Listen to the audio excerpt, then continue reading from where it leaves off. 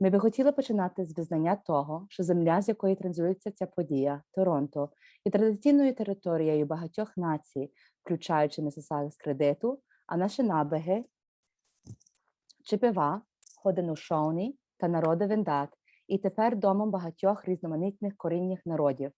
Ми також визнаємо, що Торонто підпадає під дію договору 13 з Місісагами з кредиту. Заохочемо вас дізнати більше про землю, на якій ви знаходитеся. Welcome everyone. Вітаю вас. My name is Anastasia Bachinsky, and it's an honor to welcome you to St. Vladimir Institute's masterclass, Design Your Pavuk Straw Spider Mobile Workshop. Indigenous peoples always acknowledge the land at the start of their gatherings, ceremonies, and events. It's important for us to start this event with a land acknowledgement because it gives us time for reflection and demonstrates respect for Indigenous treaties, lands, and people. We're all accountable for honoring and respecting this history of our land.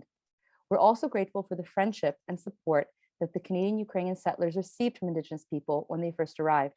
They continue to help Ukrainians today by contributing financially to help Ukraine in its current battle against invaders, and also by raising awareness about the importance of respecting a shared past, specifically by wearing kokum scarves, a symbol of unity and resilience. We are dedicating this evening to our Ukrainian heroes, including brave artists and craftspeople who have dropped their tools and left their workshops to pick up arms to protect their country.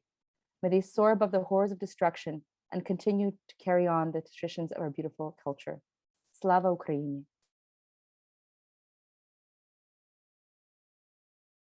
Now, allow me to introduce more about St. Vladimir Institute, or as we like to call it, SVI. It's a multifaceted community organization in downtown Toronto, Canada, housing a 46-room student residence and providing a home to 13 organizations, including the Ukrainian Museum of Canada, Ontario branch, and the Seuss Foundation of Canada, which is its founding organization.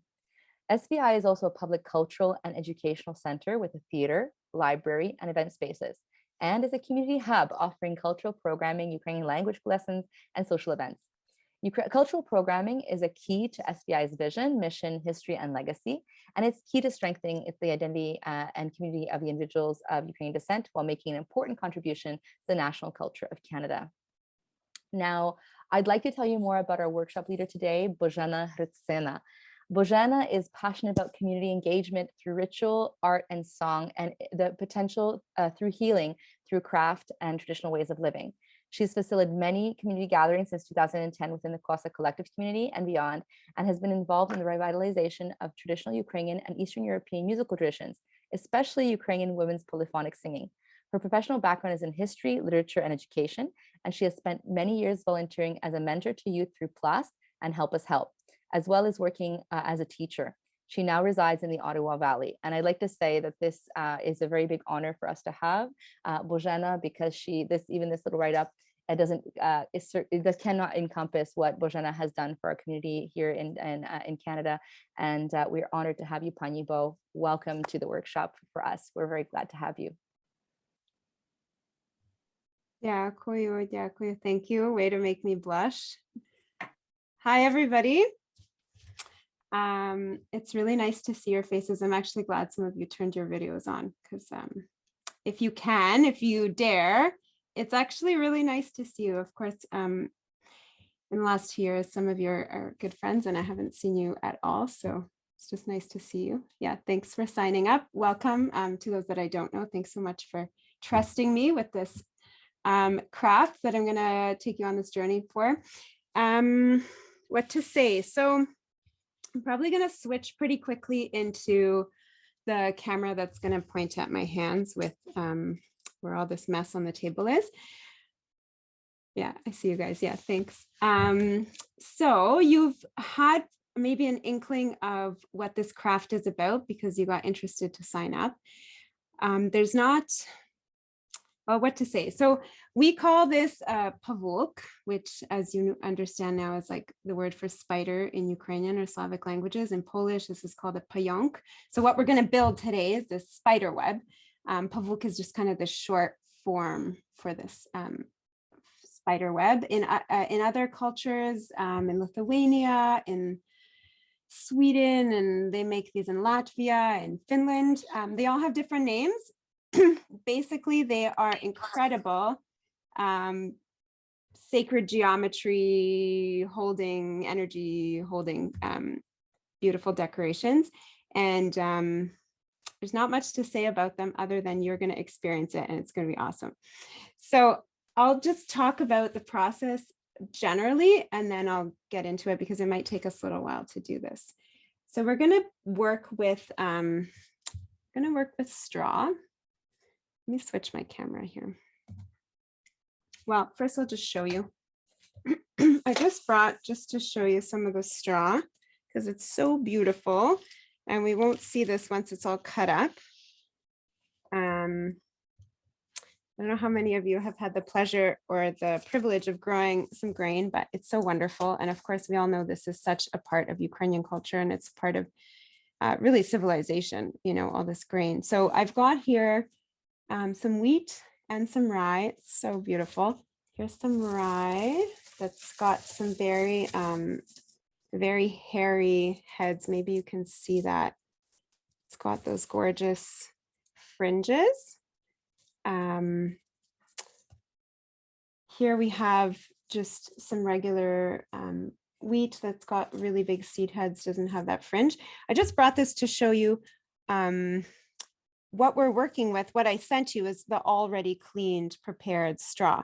So if you were to start this on your own without a kit, without these pre-cleaned straws, you would be handling the plant, you know, as it comes out of the field. This actually has already been cleaned to some degree, but you can see that you would have to strip the seed heads off. Let me just give you a close up. So here we have, right, the head of the wheat, or the wheat ear, or whatever you call it. And we'd have to snip this. We'd have to snap this off, right? And even this very beginning part is not going to be usable because it's quite thin, and it's not even really hollow. It starts to fuse as it gets thin here. So really what we're working with is a much further down the stalk. This one's already been broken. This would be a lot longer. Actually, all of these are broken. I didn't bring any really raw, fresh from the sheaf. But essentially, when this is growing, it will have a few more sections. So this is actually a very long piece. It's kind of rare to get such a long piece. But anyway, this is the top. And then we'll have like two more parts to the stalk. And it's the bottom two that are the most usable for the hollow straw that would be usable for craft. And this part I've just kept because I'm going to keep the seeds, and these are kind of pretty to put in these kind of bunches or bouquets, but it's not hollow, very hollow here. And so this isn't something that we would use for pavuky making, but we would want to use the bottom two pieces, and they are fused at the joints, and I've just broken those pieces off. Here I've got a whole bunch that you can see still the ends where the fused joints are. And so what you've received already prepared, for the most part, is that those have been cut off. Some of you have straw that I ordered and was sold already cut. I think only 1 or 2 people got some of the straw that I grew, and so I didn't do that work for you. So you have to do it.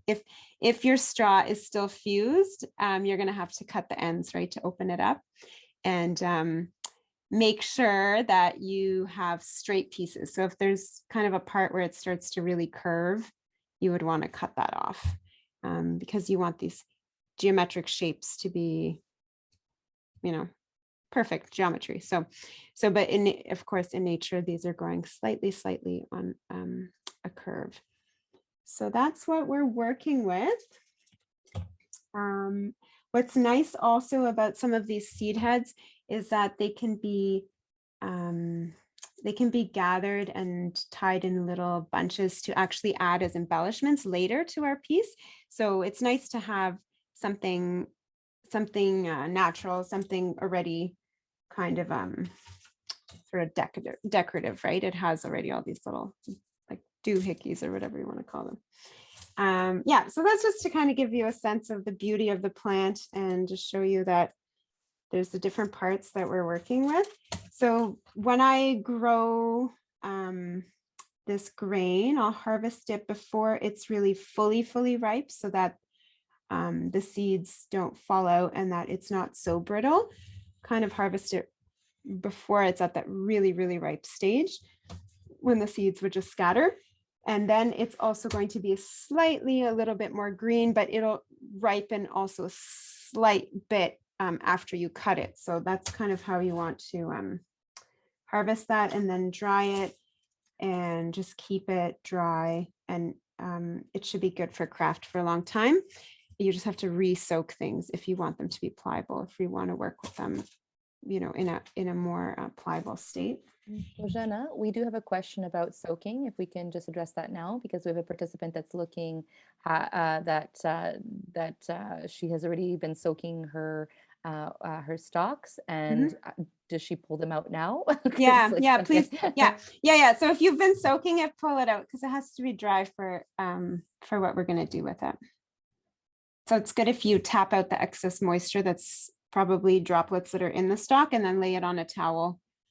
Paper towel would be good too. Yeah, paper towel would actually be the quickest. It'll really suck out the excess moisture. It'll draw that out, because you'll see when it's really wet, it's going to be harder to do what we need to do.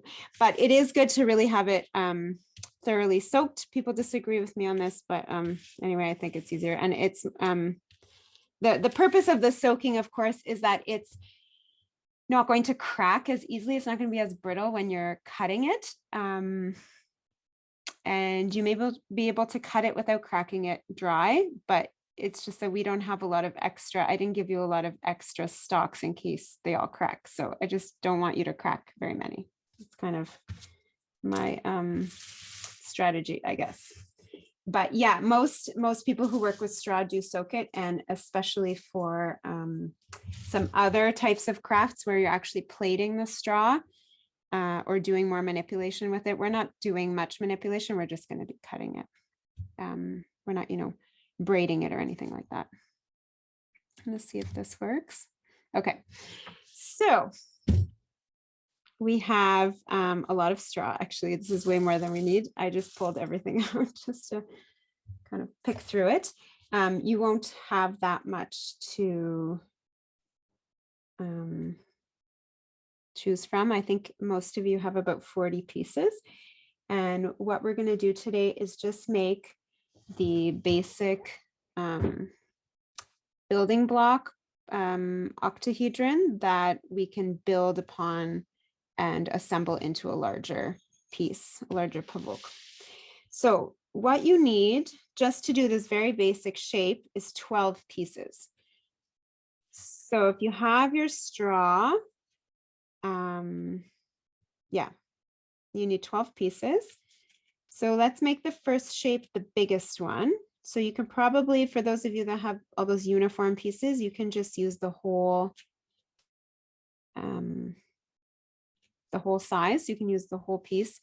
And then for the next ones, we'll cut them in half. But for the first shape, just use the whole piece. I don't know how long yours is, but if we were to just take, well, yeah, I've already pre-cut these, so I'm actually going to show you the steps. So let's say I have my whole pile here. And what I need to do is then go through it, find 12 pieces that are roughly the same quality. So we're looking for them to match in color, in perhaps if you want to be really, make the best one, because you can see there's shades. I don't know if you can see that so well, but you can see that there's different shades and tints. So there's like greenish ones, there's more golden ones, there's ones that have a gradation of color. So I'm going to pick through them and see what I can find that looks like it's kind of the same size, because sometimes there's a really big difference in diameter. So maybe you can see this, but maybe not. Here is like a pretty fat one. And here's a skinny one. Can you see the difference? So even within that, you can see that's like almost double actually. So that's fine, but when they're next to each other, it's not going to look as perfect. So we're looking for them to match. Yours are mostly uniform, although no, I think there was some variation. So we're looking to get pieces that are kind of similar or middle of the road. So I'm going to look for 12 pieces that will kind of match side by side. So there I have 3, 6, 7.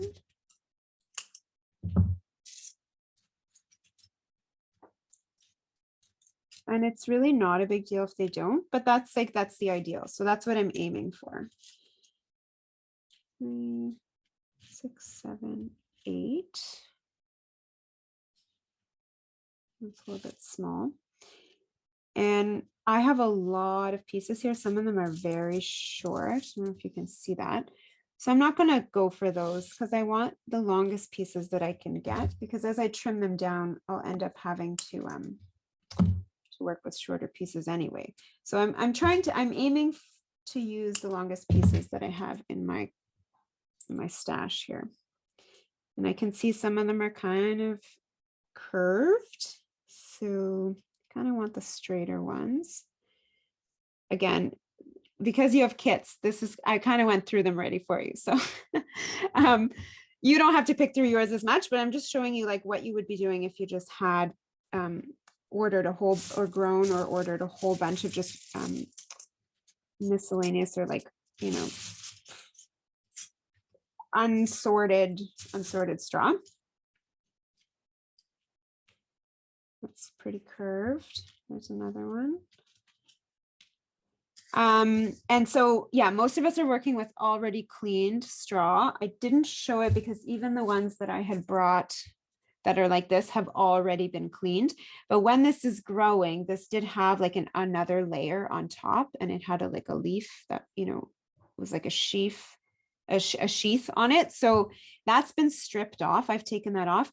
There might be a few that have still, I think I purposely left some on for some of you, just so you get to experience what that is to feel and take that off. To strip it off, you can use your nail, or it might just slide off because yours are already cut.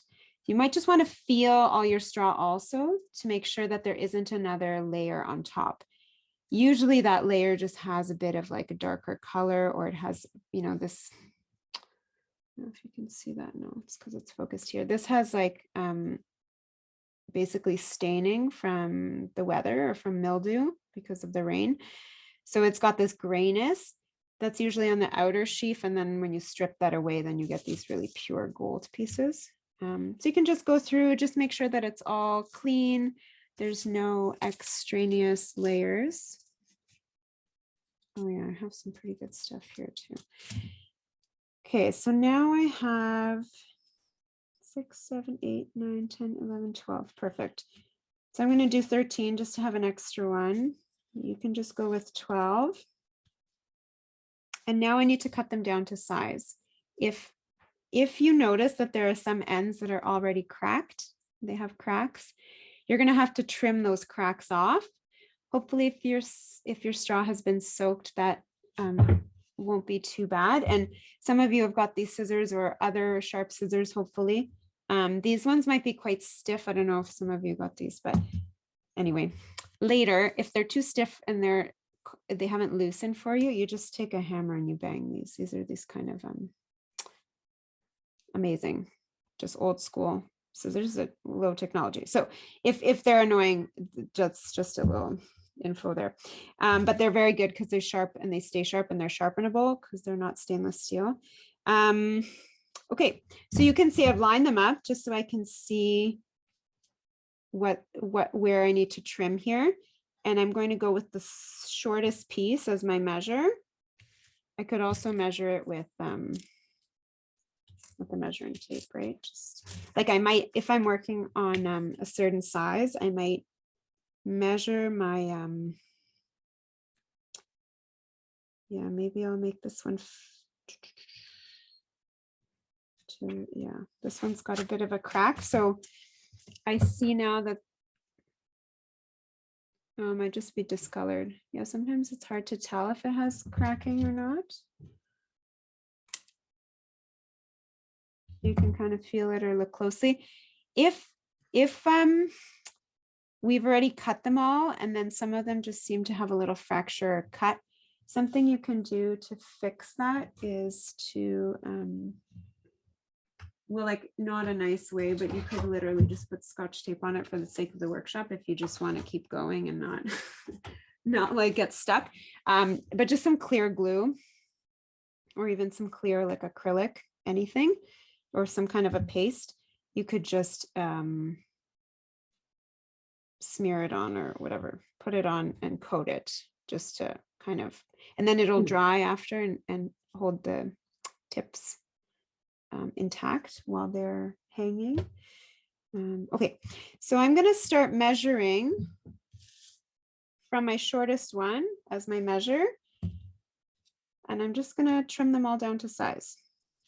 Just make sure that they are perfectly lined up. So stack them on the hard surface, flat surface of your table. And of course, use your hands to make sure. I mean, we're trying to get as accurate as possible. If we're a little off, it's not going to be very good.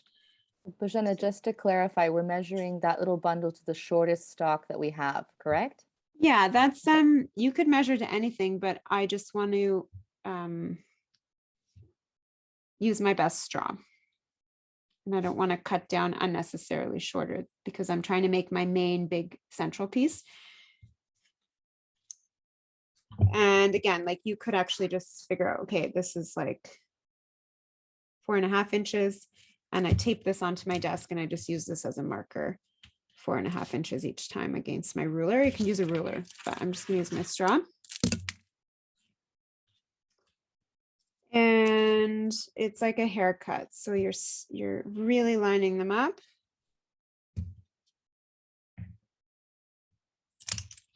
Quick snip. So don't do too many at once. You want to use the really sharpest tip end of your snips, your scissors.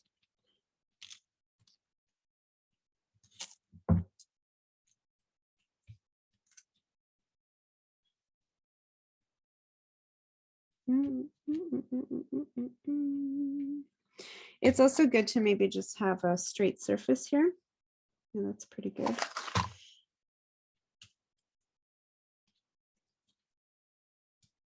And make sure you're not cutting on an angle.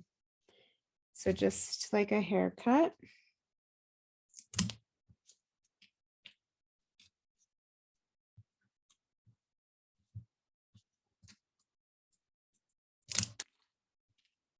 And usually straw goes flying everywhere. It's really fun cleaning up afterwards. It's really great to have a workspace. You can just get messy, which is not where I am right now, but anyway.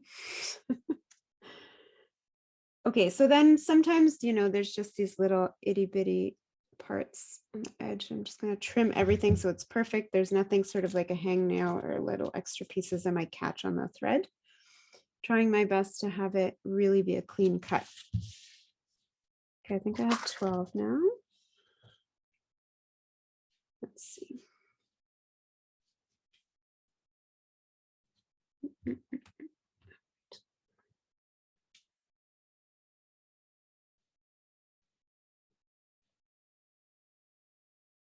Okay, great. All right, does everybody have 12?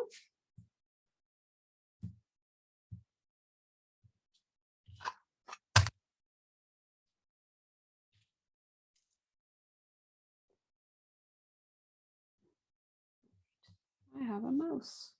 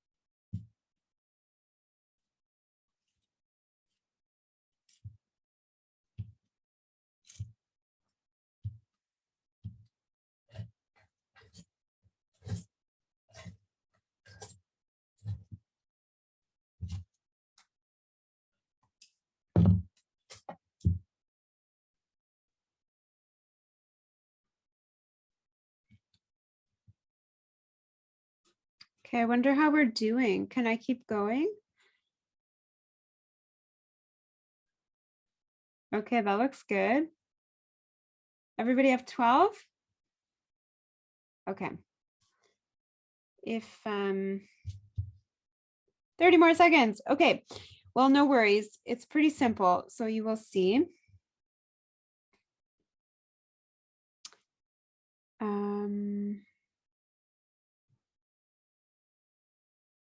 Good. You will see it's pretty straightforward. And I'll repeat, and we'll maybe do this a few times, right? Because we're going to make the same shape over and over. So what I'm going to show you today is this, I guess maybe it's one of the more basic styles of pavuky, and this is what I saw in Ukraine, and this is what I've been making. There are like basically infinite. If you Google, so I will write the Finnish name in the chat later, not now, but you can look up himmeli. That's what these are called in Finnish, and that's what they're known around the world as. More broadly in this kind of like I don't know, arts community, that people who are really into himmeli and who have geeked out and like just taken it to a next level. There's just these incredibly complex, gorgeous, unique geometric combinations that people have made, mostly in Japan, because Japanese people, you know how they geek out on everything and then just take it to the next level. But it originated in Finland, and then Japanese people found out about it, and they've just like made incredible things with all different kinds of shapes.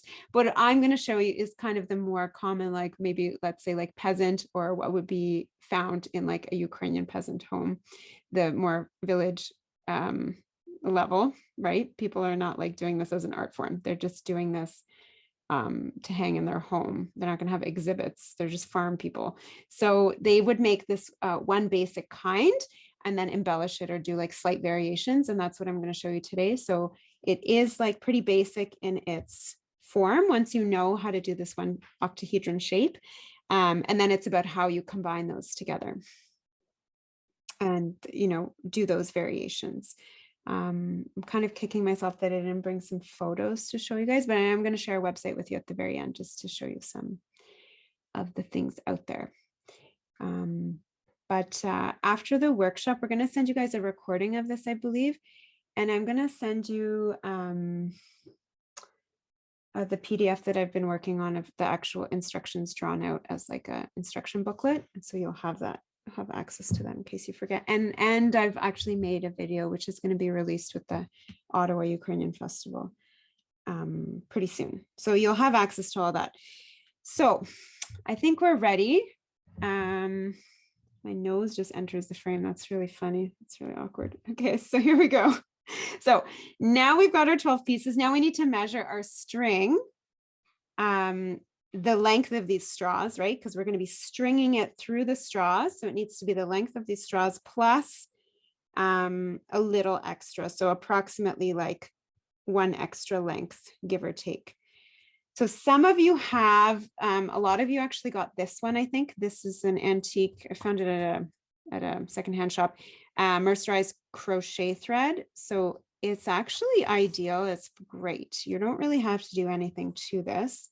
It's already mercerized. So mercerized means when they process the cotton in a certain way that makes it very smooth. So it's almost as if it's like treated with something, but it's just the process of making those fibers really smooth.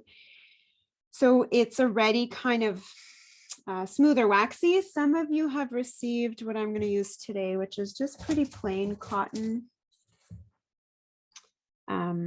It's this cotton thread that's actually pretty much the same, but it's not as mercerized, or it's kind of more fuzzy.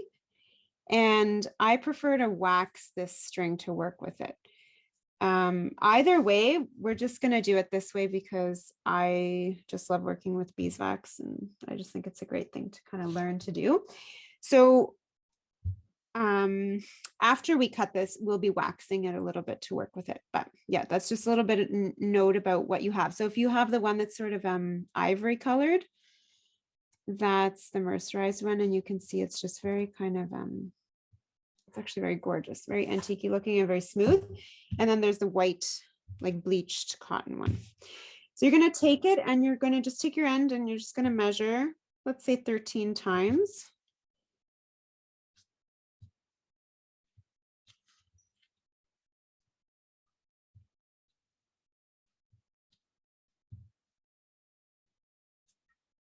Anyway, I already did that, but here we go, 9, 10, and then a bit extra, maybe even like 14.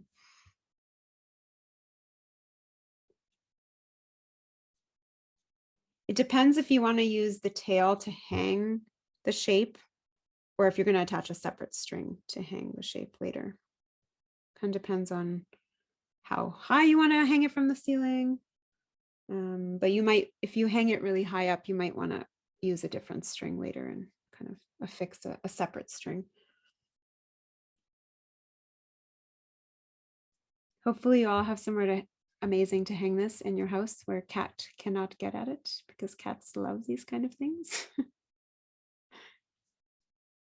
Especially the straw, they just love it. They just want to chew on it, the sound of it. Isn't it a wonderful sound? Have you all noticed that? I don't know if you've got a hard surface, you can just like drop your straw on, but it's very satisfying. It's very nice, especially when you start with the just rough like a bundle from the field, and then you clean all the rough stuff off of it and it just starts to ring as you drop it. You know, it's the difference between like clay when it's fresh and when it's fired. I didn't mention this, but I guess it's kind of common sense. But so some of these you might notice actually, if you can pick that up, but you see how that's got actually just like a dent in it. You obviously don't want any dents in your straw. So if there's any dents, it's not going to be good. So we wouldn't want to use that if it's bent, or if it's been bent but not cracked, still it's not going to look very nice. It's going to be kind of, you should discard that or set that aside, and you could use the shorter piece within it. Okay, so I think we should have our string by now. I see some faces. I see basically Angela, Janessa, and Zoriana. So you're the like leaders here. We have a question to make sure that we're not cutting each piece length. We're just leaving it the long length. Yeah, one big long piece. Yeah, great. Okay, so we have one big long piece, and I'm just gonna wax it. So I'm gonna take my piece of beeswax, and I'm just gonna press the end into it and pull it, and that means that it gets covered in wax and it gets stiff. You kind of almost slice through the beeswax with your piece of thread. Also very satisfying. And just do that a few times, like you're firmly holding it down so it's really sinking into the beeswax and getting coated. So essentially you can buy waxed thread. If anyone's ever worked with linen thread, it's often waxed to protect it more from wear and tear, because that on its own can wear quite a bit, but actually linen or hemp are very strong. So as long as they're coated. So the reason I'm doing this is because the way I'm going to teach you is we're not going to use needles to thread through our straw. We're just going to use the tip. So what we're doing is we're waxing it, so then it's actually going to just stay, oh, you can hear that.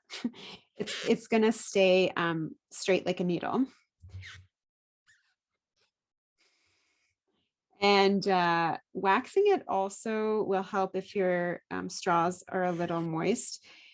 And we could wax as we go so that the whole thread is waxed. We won't do that now, but it kind of just would like strengthen it all and also make it a bit thicker and have that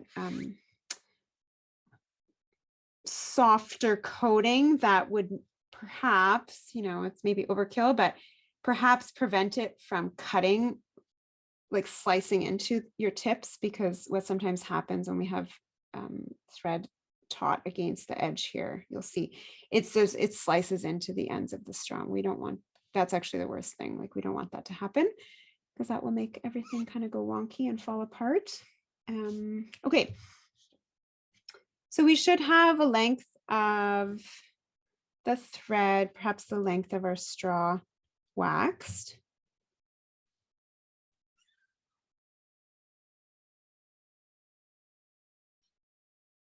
And you have way more beeswax than you need, but you know, you can just use that beeswax for whatever in the future.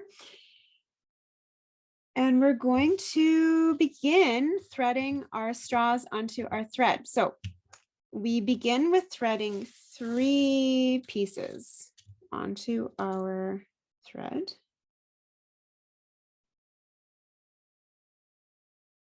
You see it coming out the other end. We're going to pull it all the way to the end of this. Should be pretty easy at this point. If for some reason it doesn't go through, perhaps there's like a droplet of water if your straw was just taken out not too long ago, or there could just be an obstruction. Yours are probably all good. They're quite large straws, but when we work with really thin ones, we just sometimes like lift them up to the light and just see, is it actually hollow or is there something in there or whatever? Just you can always check. So, but it should go pretty easy. So we're stringing 3 on initially.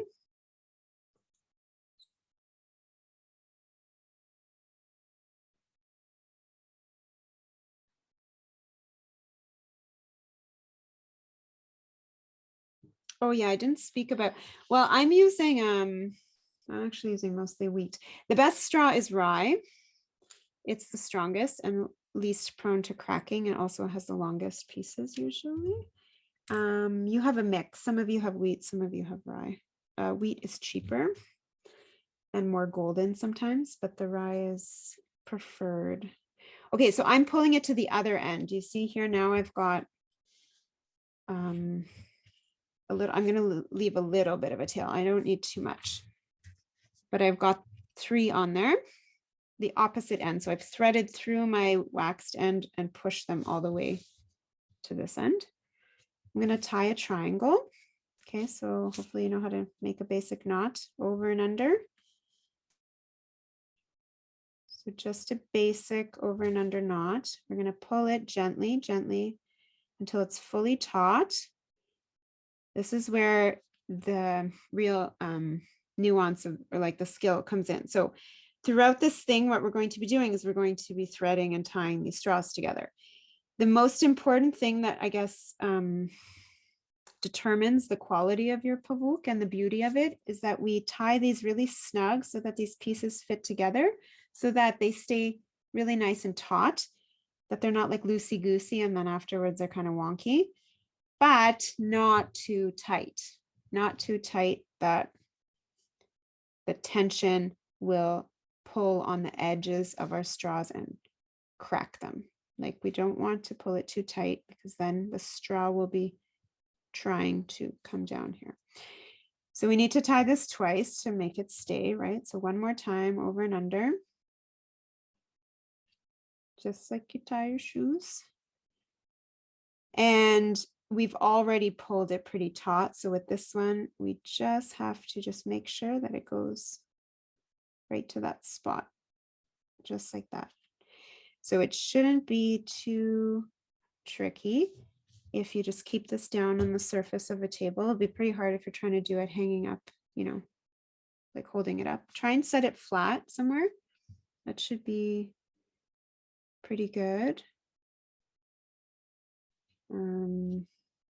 Really grateful for this black tablecloth right now. So hopefully you can all see this really well.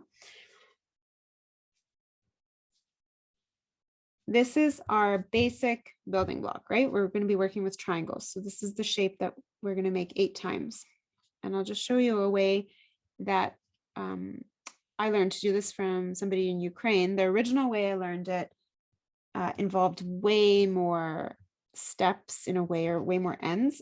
The way that we're going to do it, it's all going to just connect with this one thread and end with one end coming back to the original spot, so that we don't have any extraneous little bits hanging. I really prefer this method, and so there's just a little bit of a trick to it, and that's what we're going to learn today. And then after you know how to do that, you're going to be all good. You can do like a million of these. Okay, does everybody have?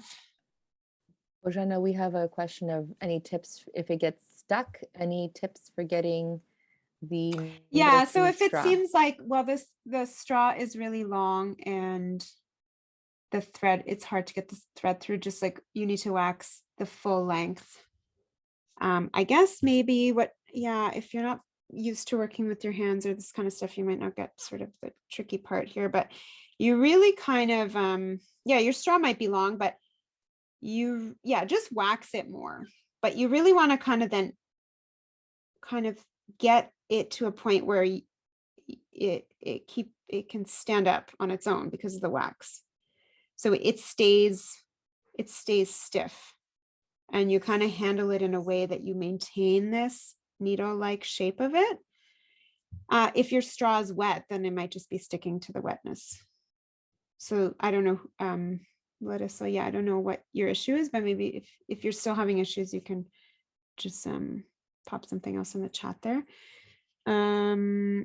You can use needles and you can use wire. I just use this method, so that's what I'm doing. But yeah, here's like a big long needle you could use. These are like darning needles you could find. They don't really have to be that sharp. They just have to be long.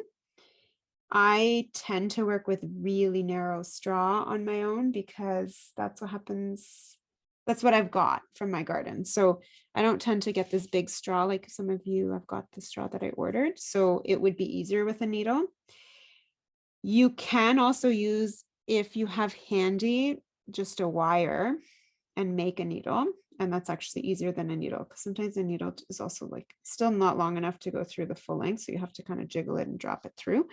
So you could use a piece of wire, but I don't know why I don't do that. So I didn't send you a piece of wire, and I love beeswax. So that's what we're doing, but it may be a little bit trickier. I don't know. I kind of prefer it though. I had to suck the thread through my straw. Oh. So I got it in enough, and then I just really sucked until it hit my mouth. Okay, that works. That's interesting. All right. Angela, I see your question too. Yeah, it's just a simple knot. So twice, because a simple knot would just not be a knot yet. It's just like once and then twice.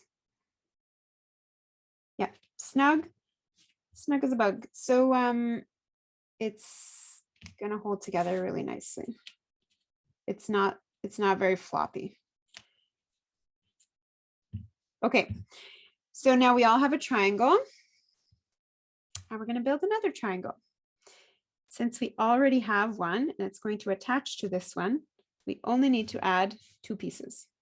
So this time you're just going to add 2 pieces on. And that's it. That's the easy thing. So we're going to put 2 more on, and we're going to tie it to this corner. Here. So just put 2 more on.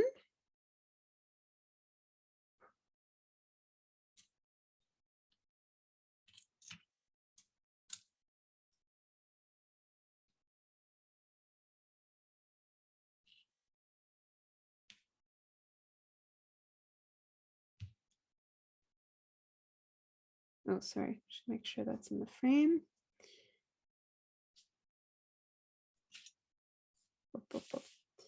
Also, beeswax is just kind of like bee magic, so I feel like that needs to be part of the equation, since these are magical beings that are trapping the bad energy and bringing good energy into our houses, our homes. So I love beeswax. Okay, so you can see now that I don't know if you can see that well. I've set these up, and now I've gone under here, strung this up through there. Right, so now I'm going to have this loop. I'm going to go under there and make a knot. So this time we only have to do a simple knot once, right? We don't have to do it twice. So I've gone under into this next door neighbor triangle here. In through that corner, in through that point, gone over. Again, it's easier if you keep it on a table surface. It's flat. later, as it starts to get more complex, it's good to kind of just like hold things down as you're pulling. If they start to pop up, you might gently place your hand on just to keep that all flat. Okay, so I'll go backwards and I'll just show you again. Yeah, it's hard to do that sometimes. Okay. Okay, so here we are. Got our pieces. I've got myself at this point, and I'm gonna go under into this space.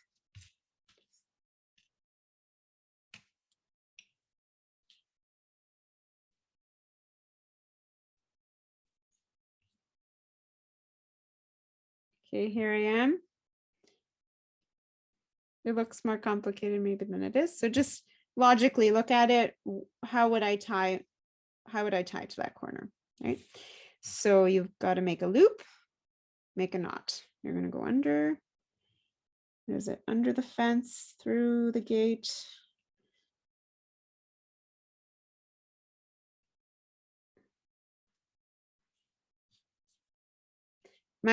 They're kind of slipping, right? So I'm going to hold them down. I'm going to hold them down with my hand.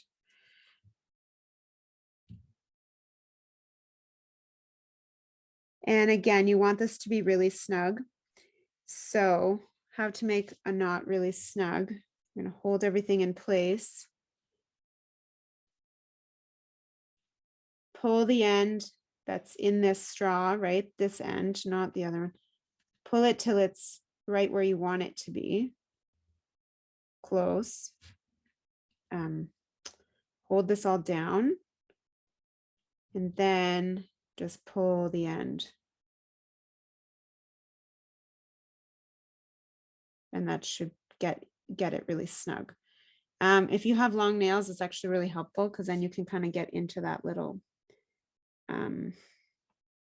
crotch or kind of like corner in there. Otherwise, I don't know, just use a tool or something. Okay, so that's what we should have now, 2 triangles attached to each other.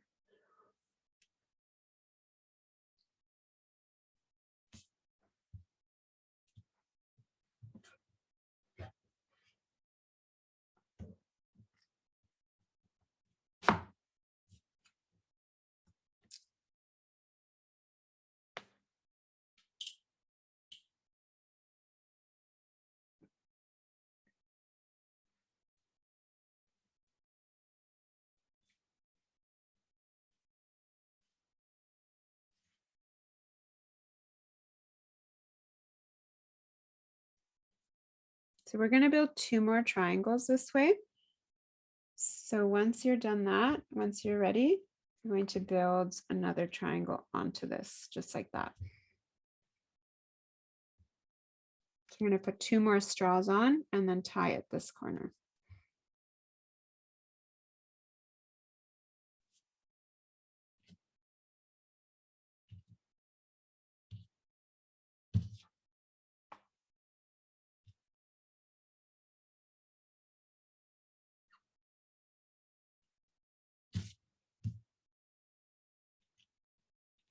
And again, you want to match up similar size straws. So even you're still kind of always paying attention and looking at the slightest variations. And if you want, yeah, you can kind of set up the ones that look the most similar next to each other. And if you need to re-wax your thread, you can do that at any time, of course. Okay. Boujana, I don't want to be a pain, but I'm like 2 steps behind you. Okay, no problem. More than two. More than two. So we have a basic triangle and we've added 2 more, and now Yeah. we just tie a simple knot and that's it, and then Yeah. move on, or you would run the thread through the middle one again. No. Yeah, you just tie it and that's it.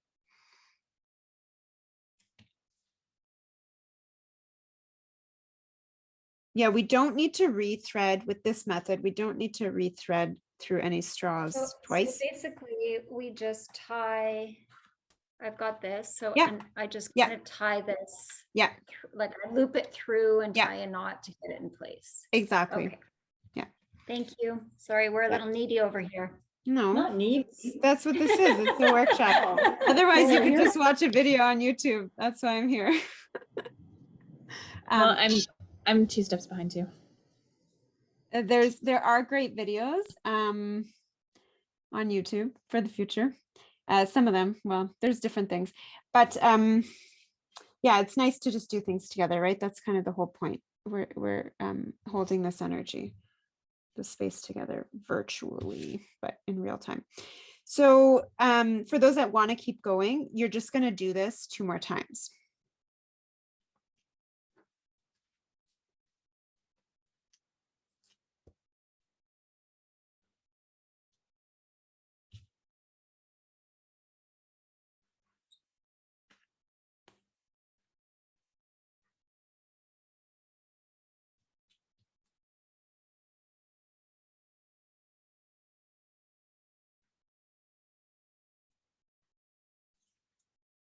And of course, the first one we're making the biggest because it's going to be our central octahedron. It takes the longest. And once you get it, it's all going to go a lot faster. And then you'll probably also be mostly working with like smaller pieces and that will go a lot faster too. Is the first knot a double knot? The first knot was a double knot. Yeah, because otherwise that wouldn't stay, right? And then from then on, you don't really need to make double knots. But yeah, I mean, maybe what do you consider a double knot? Yeah, I mean, it's got to go through, let's see, under and over. Oops, I didn't go under anything. Under and over. It's got to stay. Maybe it is a double knot. Well, it's not really a double knot. Yeah, no. So you're kind of just catching that corner and then making 1 knot.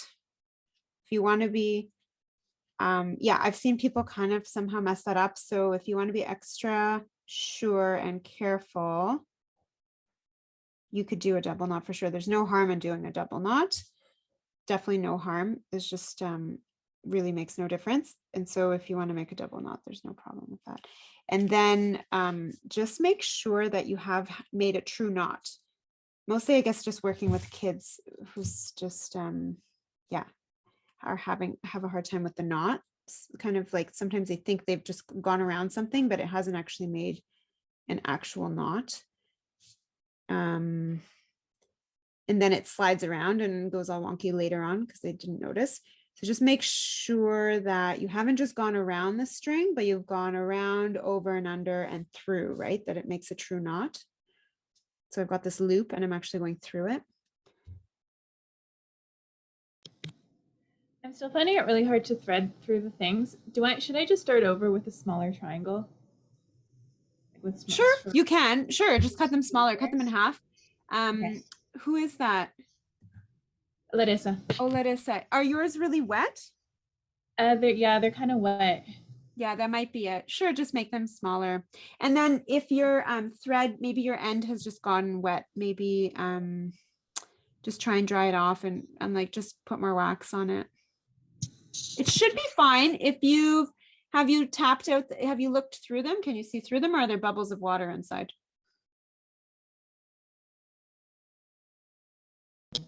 There are no bubbles of water, but sometimes I am seeing stuff in there. It's just, I don't know what it is.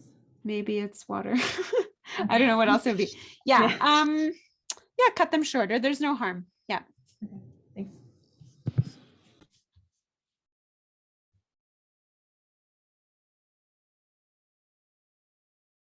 Okay, I'm gonna do the same thing again where I'm just gonna hold them down so they stay flat on my table, the straws, as I pull the end to make the knot like as close as possible to my straws. And because it is cotton, it gives a tiny bit of give, like linen would give less give. You can use linen thread, but just yeah, I guess what's nice about cotton is like you can kind of stretch it out a bit and then it sort of bounces back. Gives you that little bit of leeway.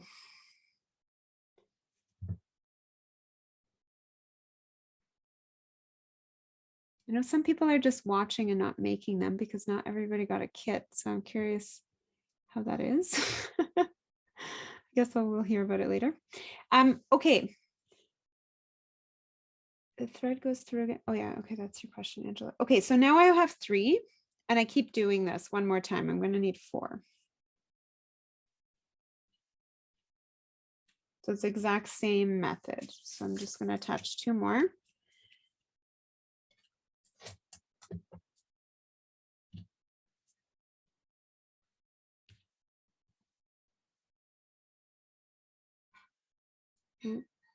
That one's pretty cracked. Okay, so if I see it's cracked, I'm not going to use it because I have a lot to choose from here. Sometimes when you're desperate, you just put the glue on it, but we got lots now. We're rich in straw over here. I don't know. I panicked. We didn't have enough straw, so I sat and cleaned like a whole bag, and now I have lots. But anyway, maybe for next time. It's a lot of hours of work cleaning straw, but if you grow it yourself, that's what you'll have to do. And it's very enjoyable. It's nice. It's mindless, nice work that you can do while talking to somebody. So I recommend it. It's a great way to hang out with people, right? Okay, 2 more.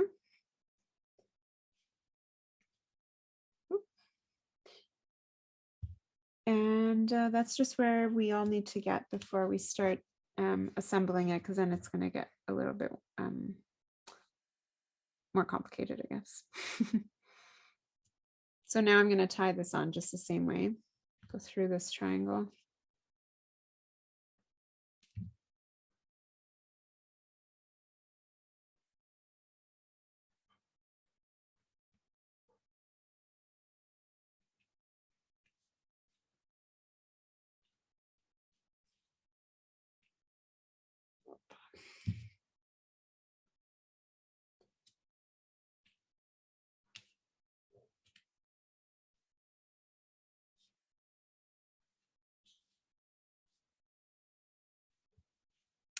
One thing to just remember to check is that like up here, I noticed, oh, it's a bit loose. I can see the threads and there's kind of a bit of excess there, right? Because I can pull at this. I don't want that to happen. So I have to make sure that at every step that I've just been careful. So you just keep your eye out, make sure that it's all been pulled properly before you tie this knot, because if you do it when it's loose, undoing this knot is a real pain, right? You need a needle and it's hard to get in there. So just make sure you're kind of on the right course before you pull the knot tight. Bojana, we have a question about nail polish. Can we nail polish a crack? Yeah, for sure. For sure. Same thing, right? Just this acrylic. Okay, so I'm just doing the same thing again.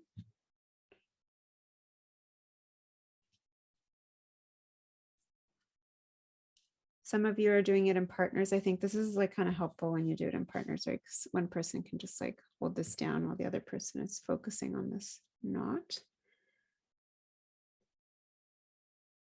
Okay. I'm going to now pull it. There we go. Okay. So I have 4 triangles.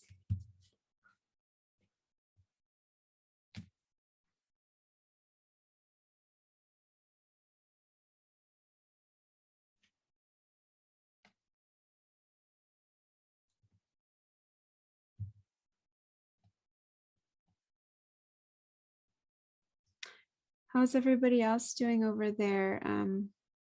Bree, Kaya,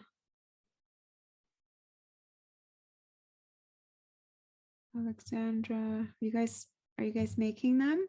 You're just watching.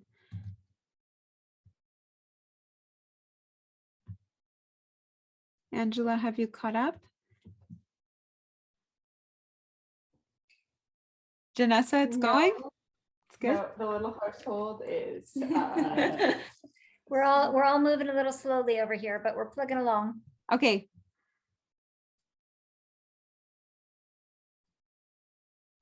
You got it? Okay, cool. Good. Larissa, is it working now? I'm starting over, so I'm just Okay. starting to keep Okay. going. Good. So like this is it. Once we make one shape, we're just going to keep making the same shapes. So yeah, so like don't worry that you're behind or something. I'll just keep going and I'll just repeat those things again. Okay. Cool. Okay, so this is where we are. Now it gets fun. Okay, one more. You put one on. So nice to see people. I wish we were doing it in person. No more online workshops. Well, then we wouldn't have you, Janessa, but you know. Okay, somebody out there could do it, I'm sure. All right, I'm just gonna put one on. Let me see if I remember this correctly. And then, yes. And then I go to this corner. So I'm going to pick this up.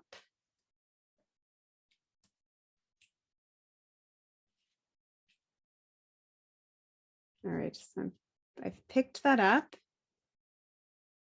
And now it starts to get 3D, which will be hard to see.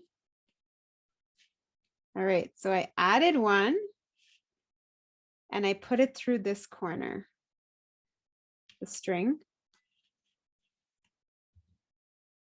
Okay, and now they have to join. So this is where it's nice to have a partner. They need to join. We're starting to build our pyramid. And it's pretty tricky until you get some practice tying these together. So we want these. Okay, there we go. There's like, maybe that's easier to see. We want these to be snug. Again, they're all meeting, so we don't have any extra string showing.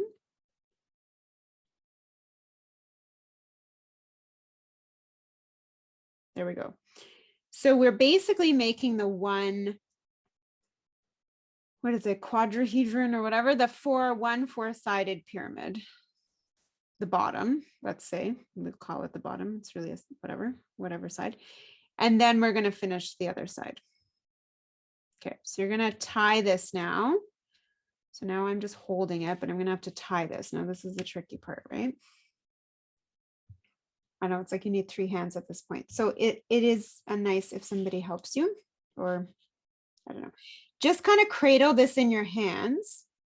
Use your non-dominant hand to cradle this and hold all the straws in place so I can then use this one just to manipulate the tip, right? So same thing, I need to make a loop now and make a knot.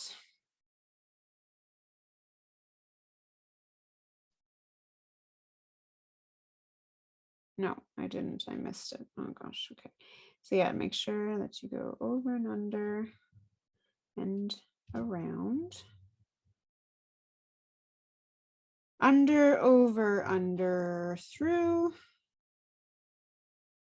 So you need a true knot, right? You're gonna see if you haven't made a true knot when you start pulling it, whether it just all jumps off and isn't actually secure. Okay, so I'm cradling it. I've made my loop, right? I'm making a knot. Yay! Did it work? Okay. It's hilarious watching people with the mute on. Okay, so I'm gonna pull, as always, that string that's actually threaded through the straw all the way, and I'm paying attention to this spot here, right? To make sure that's snug. Make sure it's pulled all the way before I start pulling my knot taut. I'm gonna make sure it's all in the right place. And then I'm gonna pull, pull, pull slowly. And I'm pushing with my nail or whatever with my finger all the way, all the way, all the way, all the way to the inside. So it's right, right, right, as close as it can be. So it's not loose. All right. So now I have my 3D shape. It's a house. So I have my pyramid here and I have this extra triangle side now. So that might have been tricky. I don't know if you got that. So that's where we're going. That's where we're aiming now.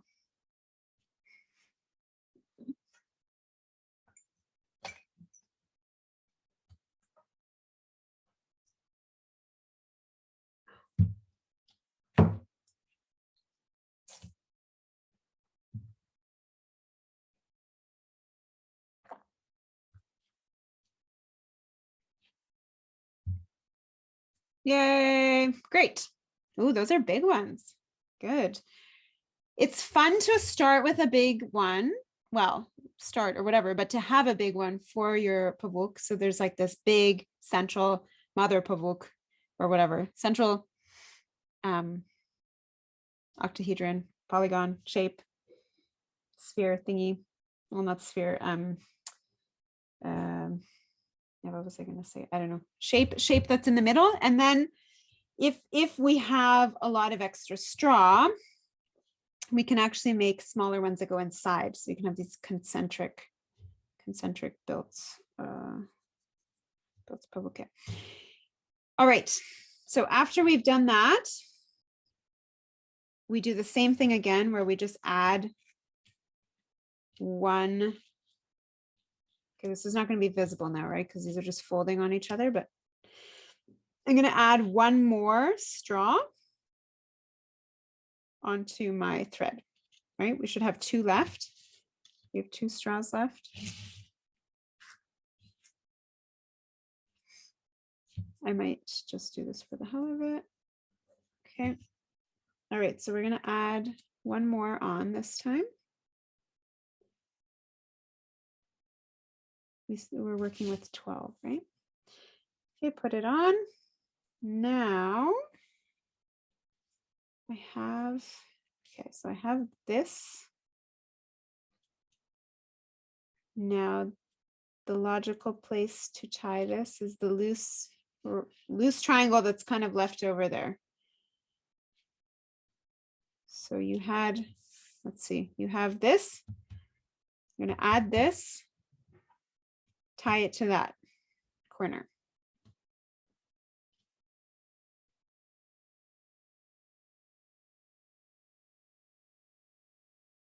Again, make sure that this gets pulled all the way, right? That all the corners are snug. Put that through.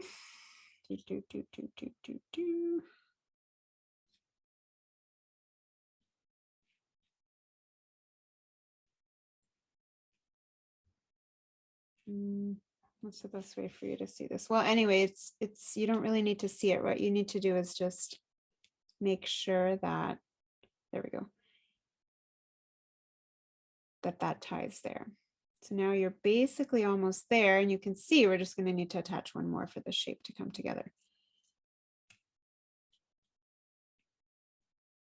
Okay, so now it's just a matter again of cradling this so that, if that's not very visible, eh? Well, we just keep doing the same. Okay, well, anyway, so we're trying to do that knot again and make sure that it actually meets right at the point. So in order to get it right at the point, you need to cradle all of that in the right spot. Here we go. Pull the thread that's in the actual straw, that's threaded in the straw. Get it to the right place, hold everything in place, and then pull your end and get snug in there with your nail. It's not perfect, but it's close enough. Okay. So now we have our octahedron. It's just missing one end here, right? You can see it come together. And you can see also that the last piece that we're going to put on is going to rejoin the end here, the beginning where we started. So it's all going to come together where we started, which is really nice. It's like, you know, you've done it in the right order. And it all comes together, and then we don't have all these like extra bits we need to deal with. It all just joins and we can tie these together. Okay, so after we had the 4 triangles, we added one, we tied it to the opposite corner. We added another one, we tied it to another corner, and we're adding the last one and we're tying it to the last corner.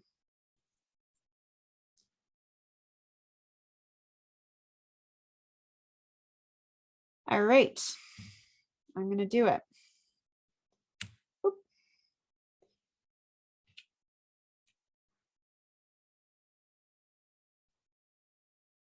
Takes a bit of concentration, doesn't it? All right, here we go. So this time I'm going back to where I started, to where the end is. Going under here. Whoop, starts twirling. There we go. Yay. This is where it's nice to have a friend, but you can again do it yourself. If you just kind of stick your fingers under there. Actually, that works really well. Cradle. So it's all about learning how to like support really gently, but firmly with the other hand. Have it as a stable foundation and use your fingers to grab and secure the straw here. And then again, make that loop, a true knot. Here we go.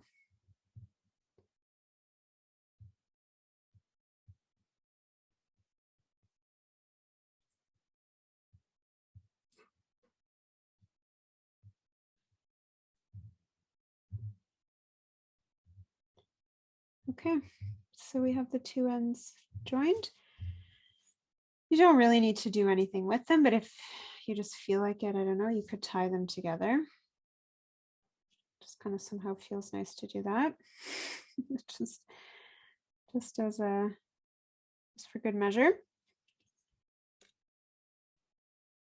It is nice to make sure that it's all really coming to one point.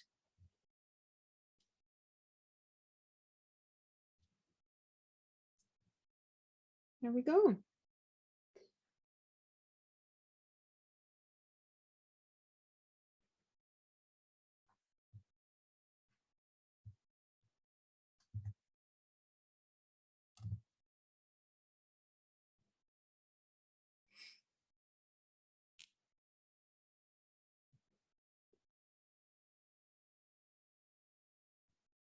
Maybe I can tie this to the camera.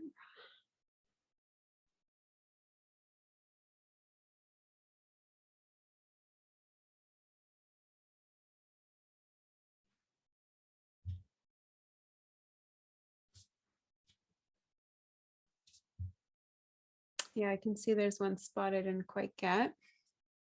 Yours might be loose because it's your first one. And then there's also, you know, just the sort of ways that they all fall, because there will always be some that are more in front of the others. Yeah, that one's a bit loose. Otherwise it's perfect. Great. Yeah, the straw really helps. So if you have your straw, if you have good straw and it's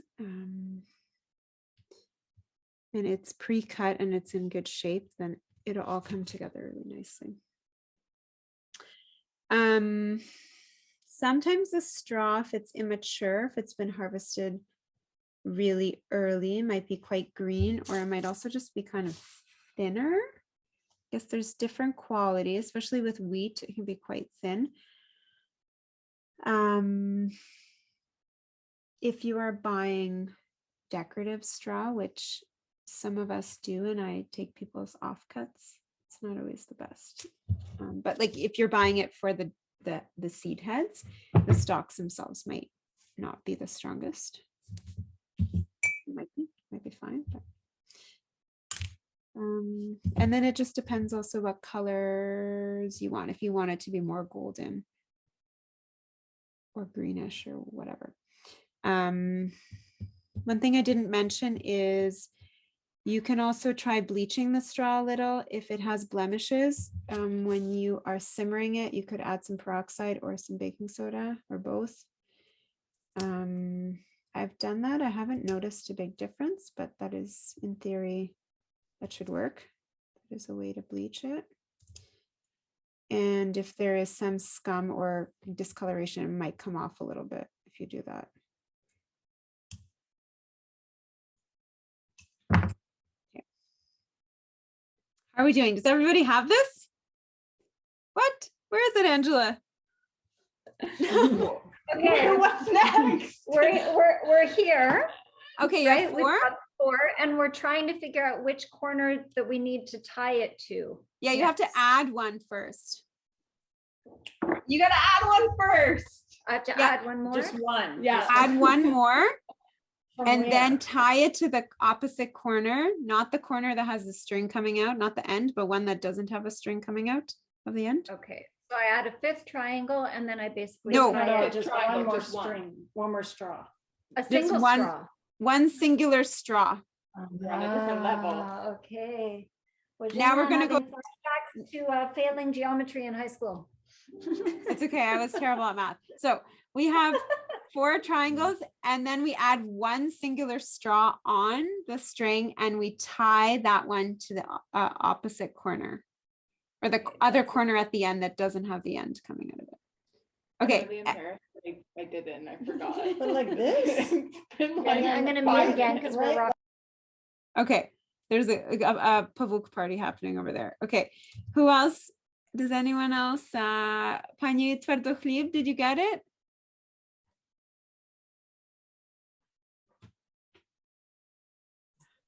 I'm not building it now because I wasn't Oh. able to soak it. I got home just 10 minutes before you started.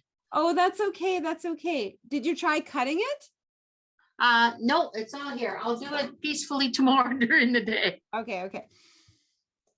Okay, Kaya and Anna. I think I see them. You're far away, but okay, good. We got it. Okay, cool, great. All right. Did we all get it? That whoever needed to, Angela's coming. Okay, Janessa, you got it? So badly ripping down the straw. It's I not think good Olivia's time. gotten it, right? I- Olivia? Amazing. I got the scar, Olivia. Zoriana, did you get it? We added one too many triangles. We have to go back and remove it. Oh. But otherwise, Oh, you did 5. we did 5 instead of the. So what 4? shape are you getting? Well, the shape is okay, but it means that on one of the sides there's 2 straws instead of 1. Okay. We are obviously also not geometry math people. Yeah. Okay, so let me just, so you guys can work on that. We still have a bit of time. So let me just tell you what we're going to do. So we have this. Now we are going to make 4 small ones, and they are going to hang off each corner. In theory, okay?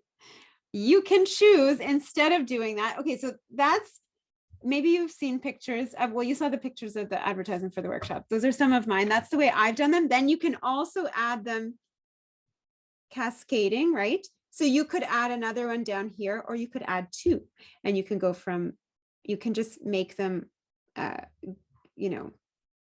get smaller, or you could put one smaller one inside, which is really cool when they rotate around each other. And what I would recommend is then you make that inside one, at least it should be 3/4 of this, I think, to fit inside. Or you could, yeah, let's say 3/4. maybe less, maybe like half for it to fit inside, because you're going to have to then get it inside, right? So those are your options. So right now, what you have enough of, if you got the kit, is you have enough to make one of these with the full size of the straw you were given, and to make 4 more with half of the size of the straw given.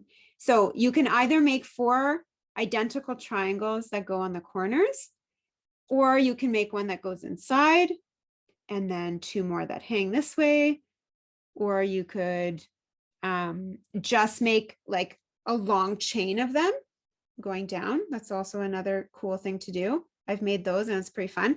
And then also, if you have any extra, what I'll show you, like even little itty bitty bits, if you just had little pieces, you can actually put those on to hide the string when you're hanging it, and that'll look really nice. It'll add it'll just add an extra layer of complexity and coolness to it. You could also, when you're hanging the 4 on the sides, add little tiny bits of straw as spacers to have those little pieces hang a little bit lower, or you can tie them directly to the corners. It's up to you. It depends how much straw you end up with. So I don't really know what all of you have chosen as your lengths, or how much you had to trim, or what you have to work with, but you can see what you have and decide. And of course, you can add, you're not going to finish this today, but you can add to that on your own time, and you can add whatever you want. And maybe you have straw, or maybe you'll start to look for straw, or all of a sudden you'll notice all the reeds around your house and see that there are all these craft materials all around. Another fun thing to do is also to add beads at the places where you join the other pieces, you know, just as an extra little ding. Like some gold beads are really nice. They match the straw. If you don't have gold beads, you could just get wooden beads and put gold paint on them. Red beads, paper things. So if you see the Ukrainian pavuky are often pretty simple. Oh my gosh, isn't it amazing? Isn't it magical? Look, it doesn't take much, right? It's so gorgeous. Would you add beads as tying the knots? No, you would tie the knot and then you would string the bead on. And then you would, so yeah, you'll have the completed other octahedron completed. So it's ready, got a knot, put the bead on, and then tie a knot to connect the two. Or you could use a little spacer of straw. What else was I going to say about that? Oh, okay. Yeah. So Ukrainian ones are often quite simple, at least traditionally, right? Because these were simple, basically, you know, the equivalent of what we know as the Ojibwe dream catchers, Anishinaabe dream catchers. These were made to trap the bad energy, purify, fill the room with good energy in the home. They're made by, I'm assuming women, we don't know so much, but probably women in the house, just to do that, to bring the energy into the house during the holidays or during winter time. They weren't an art form, and peasants didn't really make so many craft or art things that were not utilitarian. So that's kind of the basis of Ukrainian folk craft and art tradition, is this village lifestyle, agrarian peasant lifestyle. So they were quite simple. The Finnish ones are very, very similar and just very much based on the actual geometry, just using the straw itself with the complexity of shapes.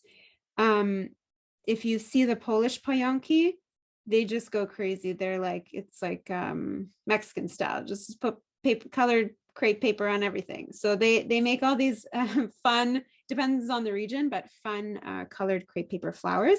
And they add these crepe paper flowers to like every single corner that can be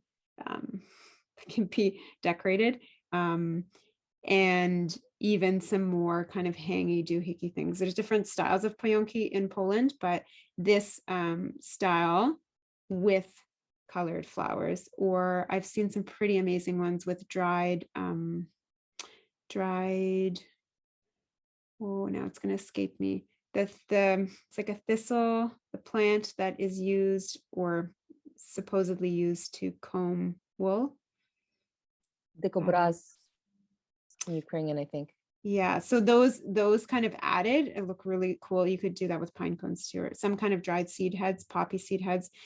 So there's those kind of options for embellishing. In this particular style, this is the central one, and we're going to have ones hanging off and continuously building off those central ones. There are other pavuky in which these are all kind of connected into one monolithic kind of big spider web. And you can see those if you look these up. And I'll share some websites and some artists with you. There are some artists who now actually do this full time. One particular woman from Finland is quite famous for this. I think she was what she claimed to be like the very first person who was able to make a living from this. And I think since then that's changed, because she's actually taught a lot of people, and there's a couple more people doing this. There's one extraordinary woman in Lithuania who's had some exhibits in the last 5 years and done a lot of workshops, and she's made like enormous ones. They're just like the size of a small room, and they hang in these gorgeous exhibition halls. There might have even been like a world, I don't know, some kind of world record of the big one. And then there's quite a few artists in Japan who make them as well. And I think they are often temporary installations, and some of them are burned after, which is traditionally how you would dispose of such things. So things that hold a lot of energy and that are considered more sacred would always be disposed of with fire. And of course, straw would be ideally burnt, just as we burn the diduch, the ancestor's sheaf of grain from Christmas time, from the winter holiday cycle. So you would also burn a pavuk when it's time for it to, when it's time to get rid of it, or you need to get rid of it, or you want to, or whatever, it falls apart, or it's time. You wouldn't just throw it in the compost heap, because it is something that you've put all this energy into. So yeah, so some of the artists who are making these now also incorporate that into their practice, which is kind of neat to see. And oh yeah, I saved these to show you. I just had in the mix of a whole bag of grain here, had a little bit of flax, seed heads, which are just so nice. And so something like that would look really lovely just hanging inside. And you could bundle that up with a red thread, which is also kind of a powerful thing to, color and material to use, or maybe hang it at the very bottom. Would look really nice with some oat seed heads, which also have this lovely jingly quality when they're ripe. And here's some lavender. You could also stick them actually into the straw.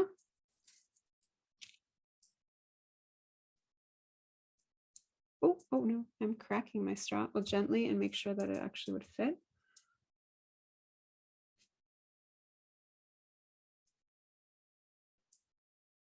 So that's also kind of a fun thing to do. You could do that on the corners.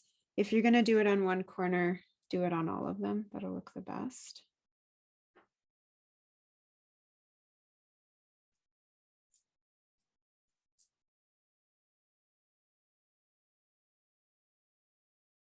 And of course, if you use bigger straw, but you'll probably have a few more options of things you could do. It's very, very narrow. Don't mess with it too much.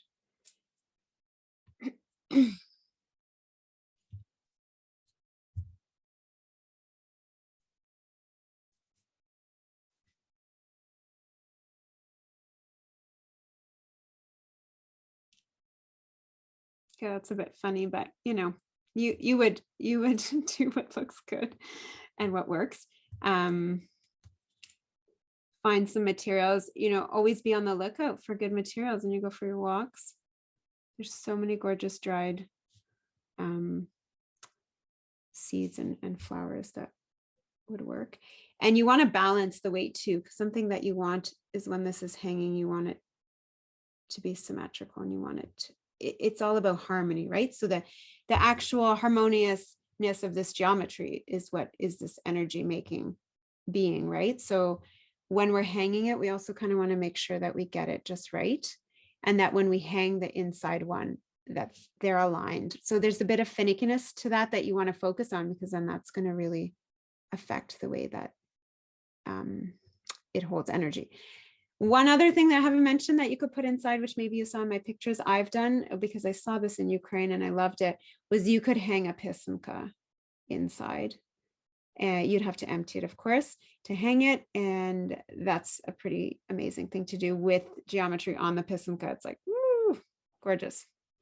The first time I saw that was in the Tropilian Museum in Lahedzine, which is a gorgeous place and hopefully will still exist in years to come. And they had a huge pavuk, huge one that some artists had made, representing the region of Poltavshchina. Every single one had a pisanka that was made with the style from that particular region. It was very incredible. It's really beautiful. So that's a lot of me talking.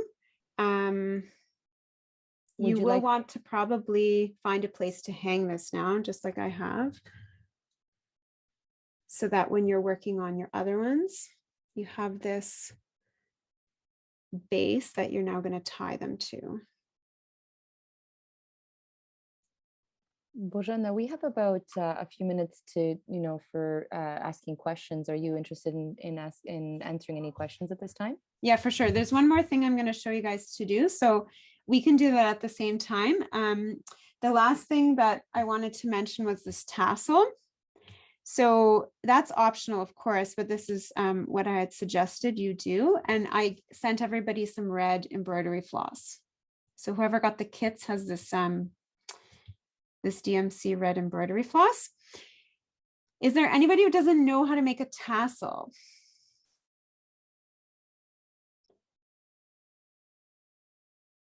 And you want to learn? It's pretty simple, but I can show, I'll do a quick demo, but in case, okay, perfect. So in case you want to add a tassel at the very bottom here, which, will look really nice with the gold, a nice rich red, I've given you an easy way out because it's already wound for you when you buy a skein of embroidery floss. So yeah, I'm sorry, this is like, yeah, of course, she probably makes tons of tassels all the time. So tassels are amazing. Everybody should learn how to make tassels. Just embellish your life. Get some folk accessories here going. So here's without the label on, you can see, right? So it's already wound, right, into these loops. So it's already done for you. But if you didn't have this done, you would have to wind it right into this, but we don't need to do that because it's already been done for us.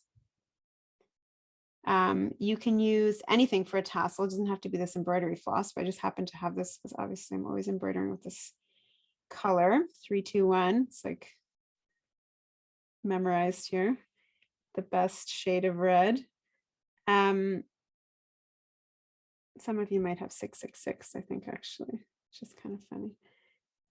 Okay, so we've separated, so it's like fully, like all the loops are on the right side together with their buddies.